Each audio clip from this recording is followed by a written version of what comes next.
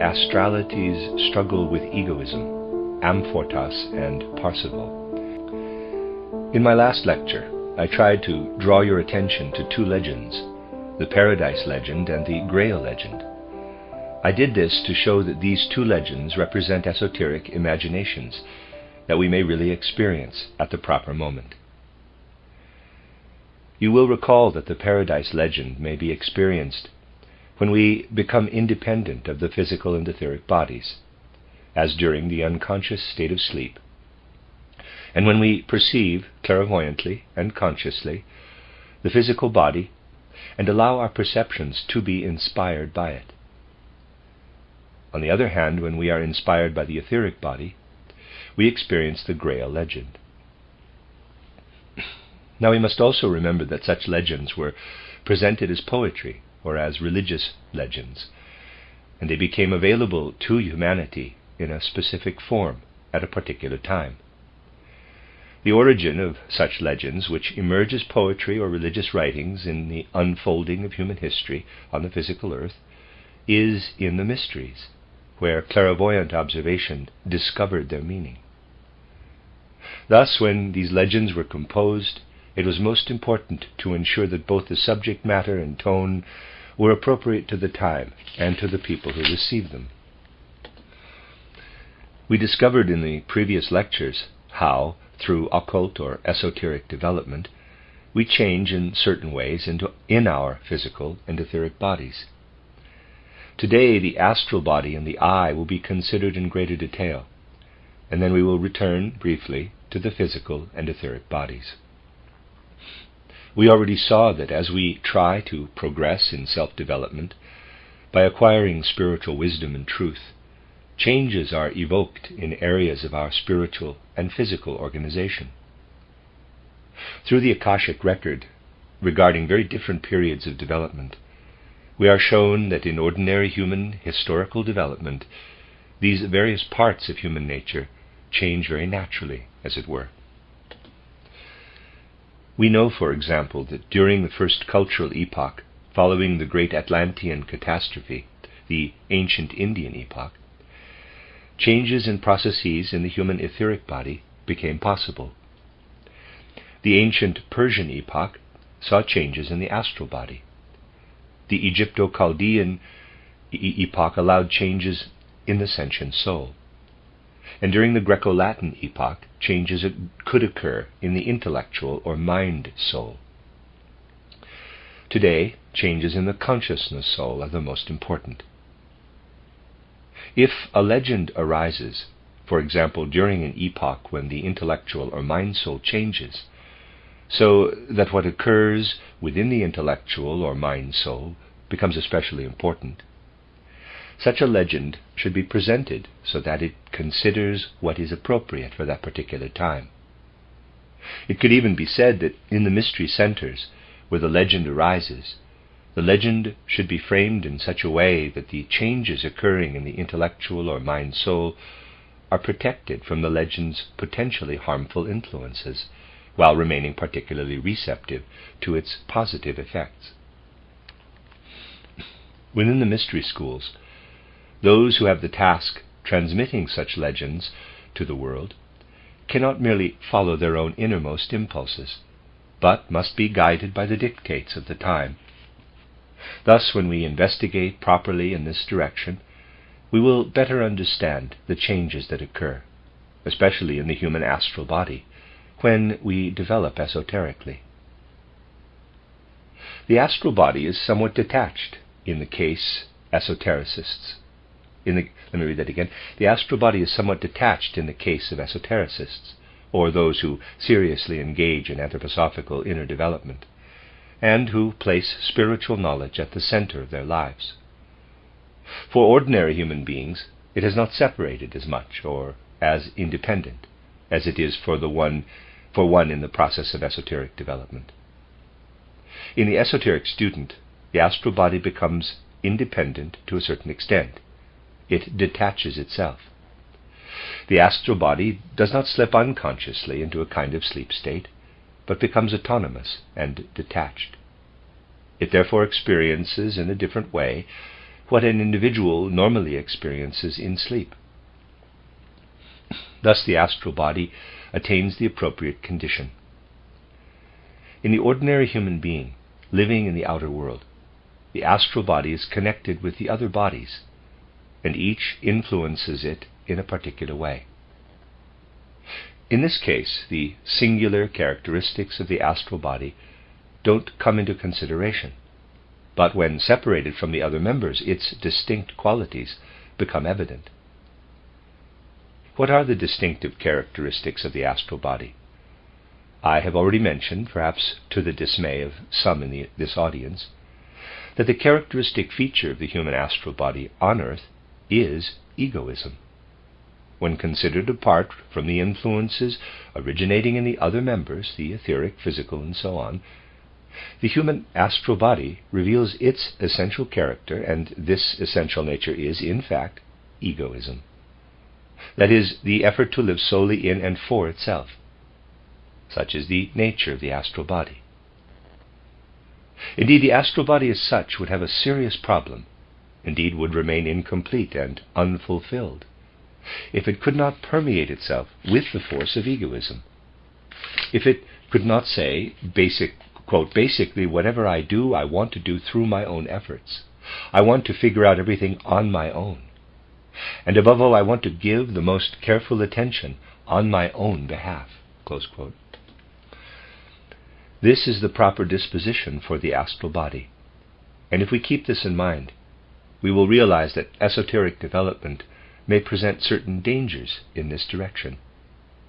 Because esoteric development necessarily liberates the astral body to some degree, those who take up anthroposophy half-heartedly, without considering what true anthroposophy tries to offer, may invoke in their esoteric training this characteristic of the astral body, that is, egoism.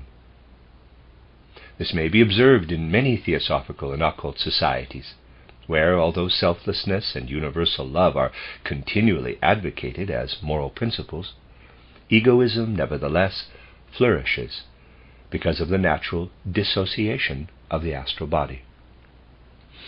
This attitude is perfectly justified for a detached observer of the soul. On the other hand, however, it is rather upsetting when, in the name of a frequently invoked principle, we speak of all-encompassing love. Notice that I didn't say in the name of the principle per se, but in the name of a frequently invoked principle. Under certain soul conditions, people speak most readily, and most frequently of what they least possess, of what they lack most. We often see that the greatest emphasis is placed on principles precisely where they are most lacking. Universal human love, love for all of humanity, should in any event come to fully possess the soul in the course of human evolution. Universal love should inhabit the soul as self-evident, awakening the feeling that one must not speak of it so often in vain, that it must not be on one's lips unnecessarily. The well-known commandment says, "Do not take the name of the Lord your God in vain." Likewise, a commandment of genuine, true humanity might well be, quote, "Do not remind people so often and so vainly of the obligation to love all humanity." Close quote. If silence on many things is better than endless talk, then in this matter silence and quiet cultivation in the heart are far better for the development of all-encompassing love than talking about it too much. Advocacy of this exoteric principle is in no way connected with what has just been described as the fundamental characteristic of the astral body, that is, egoism, or the striving to become self-sufficient, self-possessed, self-reliant. Thus the question arises over how we may properly view this characteristic of the astral body, which appears to us initially, let's not hesitate to use the expression, as odious, the wish to be absolutely egoistic. To answer this question, let's begin with the basic facts of life. Even in ordinary life, there are times when egoism extends itself. We must view such increase in egoism as a necessary factor of life. Consider, for example, the basic hallmark of maternal love, and try to understand how, here, egoism extends from the mother to the child. The more we come to know less well-educated people, and observe the fierce protectiveness, so to speak, with which such mothers defend their children, the more we notice that a mother views an attack on her child as an attack on herself. The child is an extension of the mother herself. She experiences an attack on her child as an attack on herself. What she feels in herself is transferred to her child. It is a fortunate gift of nature that egoism may be transferred in this way from one person to another, that we can regard our neighbor as part, as it were, of ourselves, and that we can thus extend egoism to another. We see here that egoism loses its negative aspects when we, as we develop inwardly, transfer our feeling and thinking to another and consider someone else a part of ourselves. By extending their egoism to their children, mothers claim their children as their own. They consider them to be part of themselves, and thus act like the astral body when it says, quote, "Everything is connected to me, lives through me, is part of me," close quote, and so on. We can see something similar in instances more trivial than maternal love. Let's assume that a man owns a house and farm and cultivates the land. Let's also suppose this farmer loves the house, land, and the farm workers as if they were a part of his own body, seeing them as an extension of himself. Something similar happens when someone loves a dress as if it were a part of the body. The farmer expands the being of self to embrace the environment, watches over these possessions, and resists any attack on them as though it were an attack against his own person. Here the entire sphere is permeated with the farmer's egoism, which is extremely good for it. To be sure, what is called love may at times be very egoistic.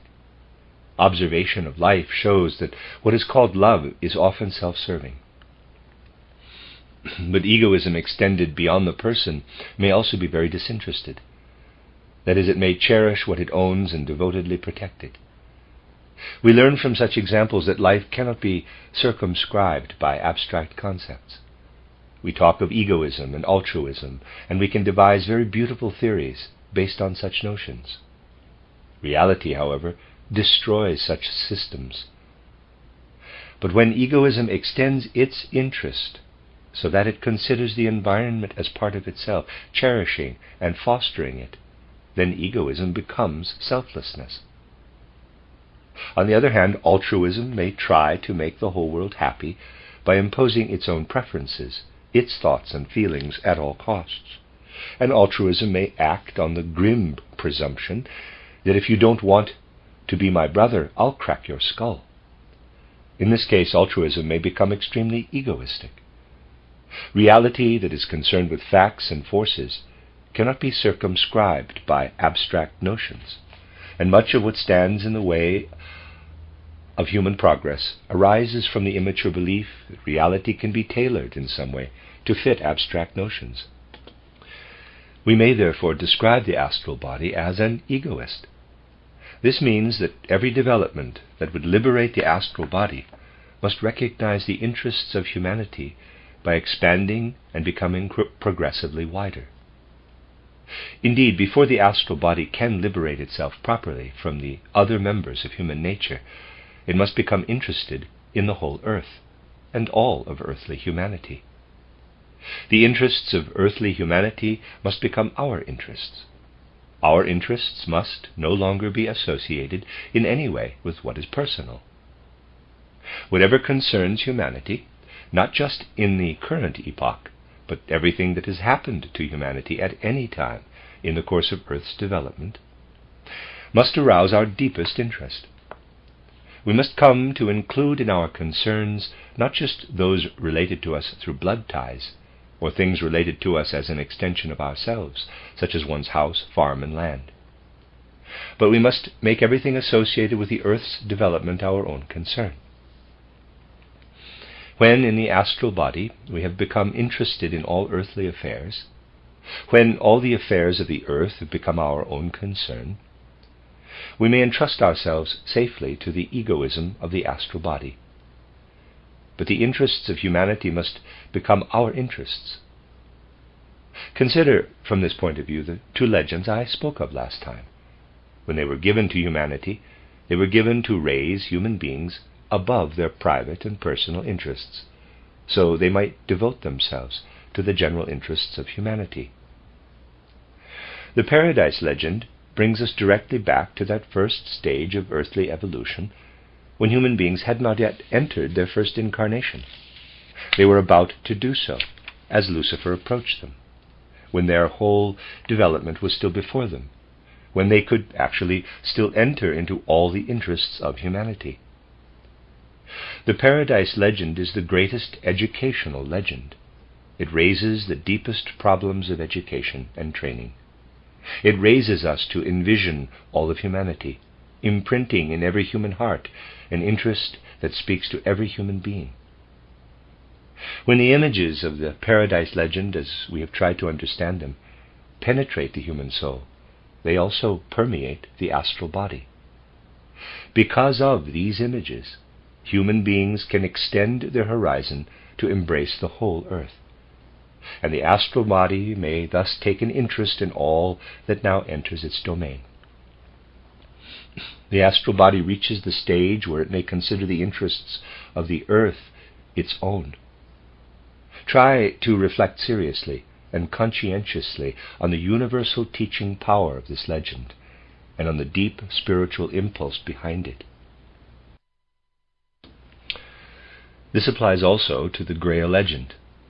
The Paradise legend is given, so to speak, for the benefit of earthly humanity, insofar as the human beings contemplate the origin, the starting point of Earth's development. In this regard, the Paradise legend is given to broaden a human being's horizon, so that it embraces all of human development.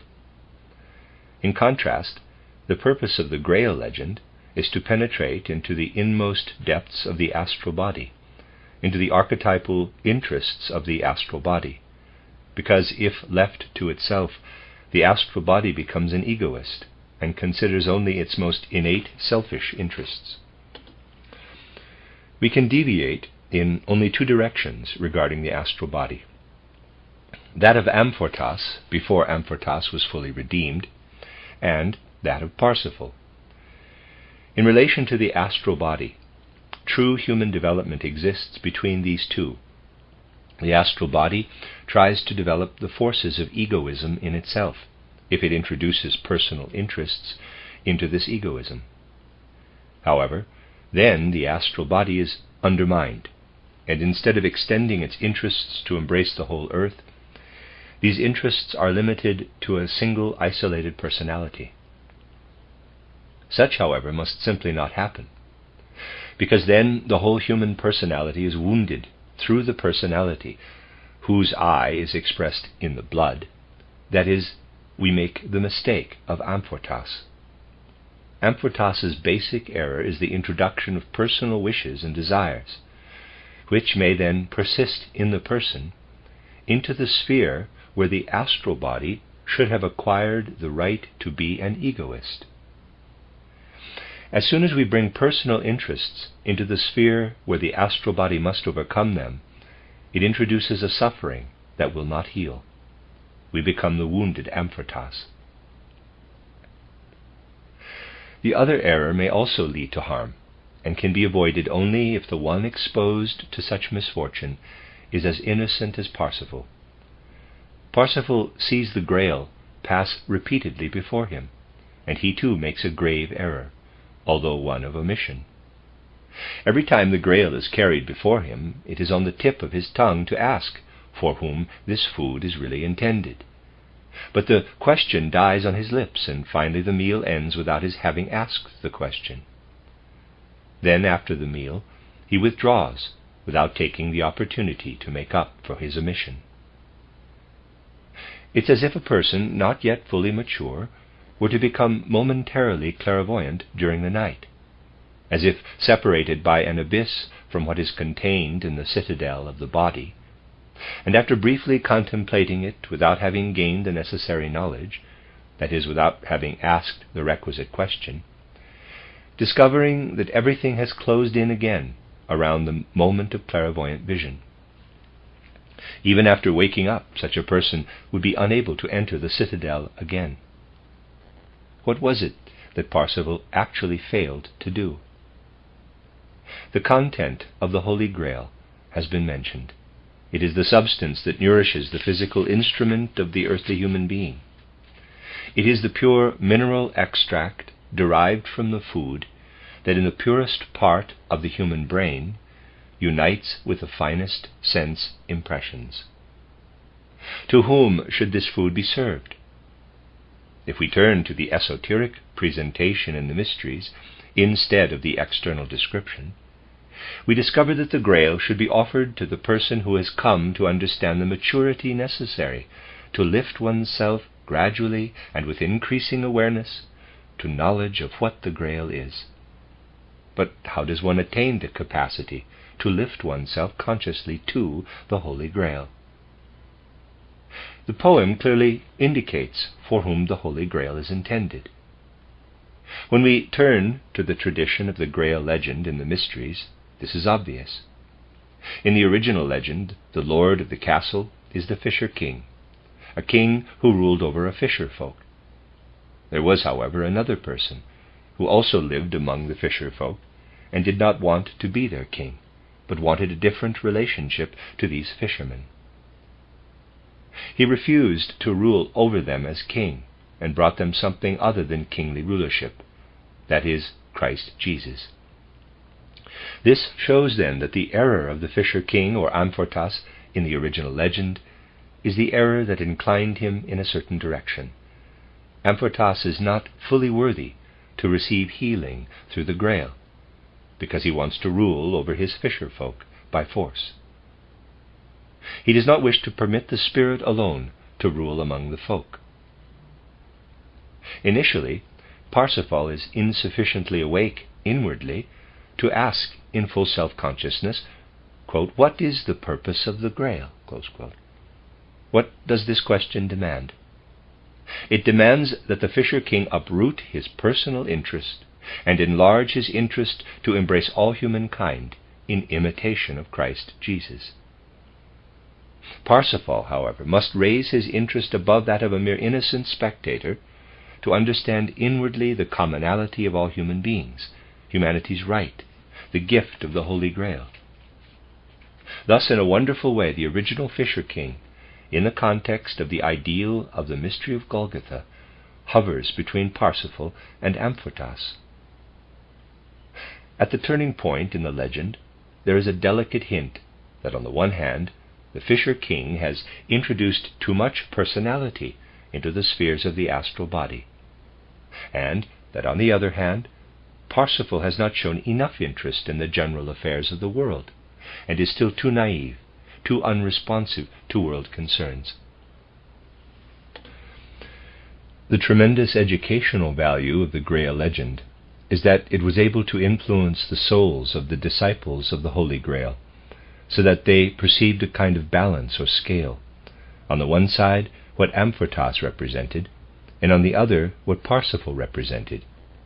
Thus they recognized that a balance had to be established. If the astral body follows its innate, original interest, it will rise to the ideal of universal humanity, expressed in the words, quote, "Where 2 or 3 are gathered together in my name, there am I, in the midst of them." Close quote. This is true no matter where these two are found in the course of earthly evolution. At this point I must ask you not to mistake a part for the whole, but to take the lectures for today and tomorrow together. Each of these lectures alone could lead to misunderstanding. It is important to realize that at this point in its evolution, it is absolutely necessary for the human astral body to be raised to the level of humanity in a very particular way, so that interests common to all humanity become its interests, and so that it feels hurt, affronted, and sad at heart when humankind is offended in any way. Furthermore, as we gradually succeed through esoteric development in freeing the astral body from the other human members, we must arm and protect ourselves primarily against the possible influences of other astral bodies. When the astral body becomes free, it is no longer protected by the physical and etheric bodies, which form a strong citadel for the astral body. When the astral body is freed, it becomes permeable, and forces in other astral bodies easily work into it. Stronger astral bodies can influence it unless it can arm itself with its own forces. It would be a serious matter if we were able to dispose freely of our astral body, and yet, in relation to the condition of our astral body, we were to remain as innocent as Parzifal was at first. Such innocence will not do, because the many influences that come from other astral bodies could affect our own astral body in ways that correspond to their nature. In a sense, what we have just indicated may also be important in the outer world. On earth, human beings may belong to various religious denominations. Those denominations have their own creeds and rituals. Rituals surround the believer with imaginations derived from the higher worlds, with the help of the astral body. As soon as people are accepted into a religious community, they are surrounded by imaginations that begin to liberate the astral body as the rite takes effect. Any religious rite liberates the astral body to a certain extent, at least for a few brief moments. The more powerful the rite is, the more it suppresses the influences of the etheric and physical bodies. As the rite works in ways that liberate the astral body is enticed out of the physical and etheric bodies during a ceremony. That is why, and you may think I am being facetious, but I don't mean to be, no place is as dangerous for sleeping as in a church, because during sleep the astral body separates from the etheric and physical bodies. And as a result, what transpires in the rite takes hold of the astral body, because it is drawn down from the higher worlds with the help of other astral bodies. Therefore, dozing in church, a very popular pastime in some regions, should be carefully avoided. This applies more to churches that use ritual in worship, and less to those religious communities who, because of a modern outlook, have abandoned formal worship, or limit themselves to very little ritual and observances. This is not intended out of any inclination or disinclination toward any particular denomination, but strictly according to objective facts. It is a fact that when we have liberated the astral body from our other vehicles, the impulses and forces acquired with the help of the other astral bodies easily influence it. Therefore, those who can freely affect their astral body, if they are stronger than those who can liberate their astral body to a lesser extent, can powerfully influence those others. The forces of the stronger person's astral body are actually transferred to that of the weaker person. If we then observe clairvoyantly the weaker individual, we find that this astral body carries within it the pictures and imaginations of the stronger astral personality. You can see that wherever occultism is to be cultivated, it must be accompanied by morality, because occultism dearly cannot be cultivated unless we try at the same time to free the astral body from the other vehicles. In the field of occultism, it is most disastrous when stronger personalities are motivated by a thirst for power at any cost in order to further personal interests, aims, and intentions. Only those who renounce completely all personal influence are really worthy of working in the realm of occultism. The highest ideal of occultists who want to accomplish anything worthwhile is the absolute avoidance of achievement via their own personalities, and as far as possible the elimination of personal sympathies and antipathies from everything attempted. those who have attractions or aversions toward one thing or another, and want to work as occultists, must carefully restrict those tendencies to private affairs and recognize them only within that sphere. In any case, sympathies and antipathies must not be given value or encouraged, where the intention is to develop an occult movement.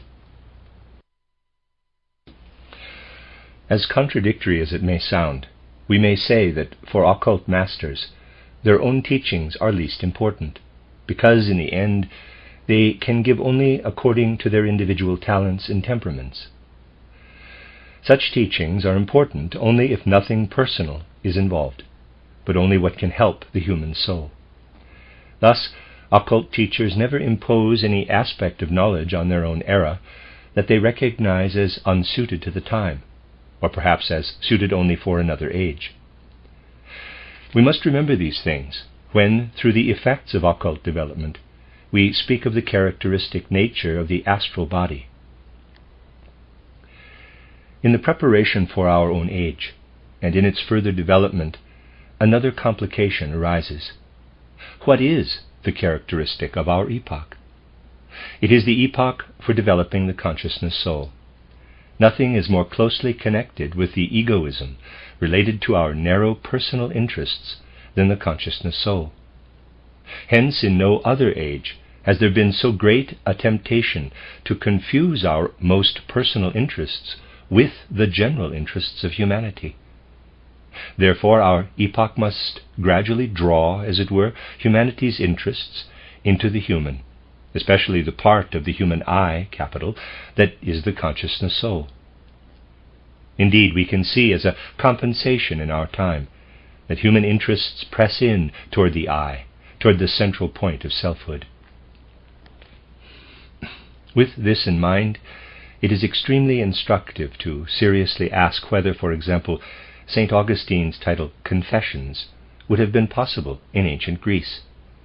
It would have been completely out of the question, because the inner being of the ancient Greek was by nature in harmony with the external world, in such a way that external interests were the same as internal interests, which embraced the external world.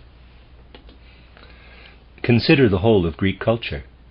Its nature was such that we must assume a certain connection between the human being's inner life and the outer world. We can understand Greek art, Greek tragedy, and the Greek historians and philosophers only when we realize that among the Greeks, soul life still poured out into the external world, and that the external world was, as a matter of course, joined to the inner life of the Greek people. Compare this with the Confessions of St. Augustine. For him, everything was filled with life, and nothing was abstract. In his inner life he searched, dug, and explored. If we look for the personal, individual tone in Augustine's writings, we find it everywhere. He lived long before the dawn of our own epoch, but he prepared the ground for it. In his writings we find the first dawn, long before the sunrise of our own epoch, fully tailored to the development of the consciousness soul. This may be seen in every line Augustine wrote. And for those of a more delicate sensitivity, every line must be distinguished from anything related to the spirit of ancient Greece. We know that Augustine anticipated the era characterized by selfhood, or the preoccupation with the individual's inner being within the physical body. We can then understand that someone like St. Augustine, who had broad interests and foresaw the whole course of human development, was genuinely horrified when confronted by a human being who foreshadowed the kind of egoism that necessarily follows from a particular higher development of the astral body. Augustine, as a pure, noble, and great soul, confronted selfhood directly. One could say that he selflessly attacked selfhood. But he stood on the verge of the epoch when humanity would abandon the broader interests of the external world. Recall that in the third post-Atlantean epoch, Egyptians turned toward the world of stars and read their destiny there, and recall that the soul was still related to the common interests of all humanity. Of course, this was possible only when, thanks to the old instinctive clairvoyance, human beings could still maintain the astral body separately from the physical body. Therefore Augustine was horrified when confronted by someone who reminded him that higher development initially begets egoism. He could understand this, he felt it, and his instinct told him that the age of selfhood was approaching. When faced with someone who to him represented a higher development beyond the physical body, it was perceived as an indication of egoism. He could not understand that this person revealed at the same time an interest common to all humanity. Try to enter Augustine's feeling when, by his own admission, he faced the Manichaean bishop Faustinus, since he is the one I have described. When confronted by Faustinus, Augustine experienced what a person may feel who, with nobility of soul, awaits the epoch of egoism, while waiting to protect that epoch against egoism by inner power alone. Thus he had to reject a man such as the Manichaean bishop Faustinus, because in his eyes Faustinus represented something that should be avoided. Faustinus concealed something within that the epoch of egoism can never understand in ordinary life. The Manichaean bishop Faustinus confronted the church father Augustine with this. Augustine, who prefigured the age of the consciousness soul, came face to face with a human being who preserved his connection with the spiritual world, to the degree that it can be preserved in a world occult movement, and who thereby preserved the essential characteristic of the astral body. This horrified Augustine, and rightly so from his point of view.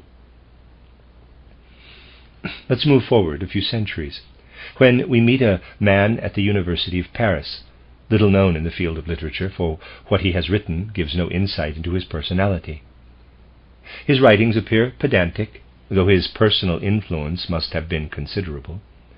He seems to have been especially responsible for a renewal of the Greek perspective on life within his circle. He was an excellent example of a Renaissance man. He died in 1518, and until his death he taught at the University of Paris. This individual was related to the Greek world in the same way, though more exoterically, that the Manichaean bishop Faustinus was related to Manichaeism, which, along with many other things, had assimilated into its traditions especially the good, positive aspects of the Egypto-Chaldean age, or the third post-Atlantean epoch. There was this Manichaean bishop Faustinus, therefore, whom we meet in relation to Augustine, and who, because he was a Manichaean, preserved the occult foundations of the third post-Atlantean epoch. In 1518, another man died in Paris who had brought over, though exoterically, certain fundamental aspects of the fourth post-Atlantean age. Because of this, he was a sinister figure to those of his circle who still worked in the area of traditional Christianity. The monks viewed him as their archenemy. However, he greatly impressed Erasmus of Rotterdam, while Erasmus was in Paris. It seemed to Erasmus that the outer environment was poorly suited to what really lived in that remarkable soul. After Erasmus had left for England, this man wrote to Erasmus, who meanwhile had become his friend, that he wished he could rid himself of his gout-ridden body and fly through the air to England, where he would find a more favorable soil for what dwelt in his soul.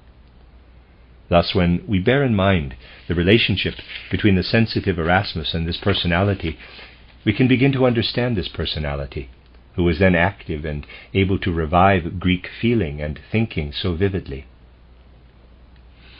And this individual, who died in Paris in 1518, lived, one might say, precisely at the birth of the age of selfhood. He lived as an adversary of those who favored adapting the life of human souls to the age of selfhood, of those who were somewhat horrified in the presence of this soul, whose actions reflected his desire to revive the Greek epoch, when humanity was closer to the astral body's selfhood. Erasmus felt an affinity with this person called Faustus Angelinus. Footnote: the description of the various Faust figures is taken from, in German, Die Entstehung des Volksbuches von Dr. Faust by Hermann Grimm. See also Rudolf Steiner, Geisteswissenschaftliche Erläuterungen zu Goethes Faust. End of footnote, sorry for my German. In the 16th century we encounter another individual in Central Europe, described as a kind of wandering minstrel. The folklore of the time tells us that he abandoned traditional theology and then refused to call himself a theologian. He preferred to call himself a man of the world and a physician. He laid the Bible aside for a while and devoted himself to the study of nature. Now, in the period of transition between the ancient and modern worldviews, the study of nature awakened in human beings an understanding of astral selfhood, as in the case of Manichaeism in relation to ancient Greek culture. Thus astral selfhood brought a knowledge of what then existed as the boundary between alchemy and modern chemistry, and between ancient astrology and modern astronomy. This strange flickering between the old and the new viewpoints of natural science awakened in human beings, having set aside the Bible for a while, an astral activity that made them come to terms with the question of selfhood. We should not be surprised that once the consciousness soul had established itself, those who wanted to reconcile the epoch of selfhood with their traditions were horrified. And thus arose in Central Europe the legend of the third Faust, Johannes Faust, also called Georgius Faust, who was a real historical personality. And the 16th century wielded together all the fears of the astral body's selfhood by combining the three Fausts, the Faustus of Augustine, the Faust of Erasmus, and the Faust of Central Europe, into a single figure, the Faust of Central European folklore, who also became Marlowe's Dr. Faustus. Goethe created his Faust by completely transforming the Faust of the popular legend. Goethe wanted to show through his Faust that we needn't fear this figure who carries within him something that awakens us to an understanding of astrality. Goethe wanted us to understand him better, and thus demonstrates a kind of development whereby we may say we can redeem him. Whole epochs have grappled with the question of the astral body's egoistic nature. In poetry and romances, even in history, we hear the echo of human abhorrence of the selfhood of the astral body, and our longing to solve this problem of the astral body properly, in a way that accords with the wise direction of the world and the esoteric development of the individual human soul.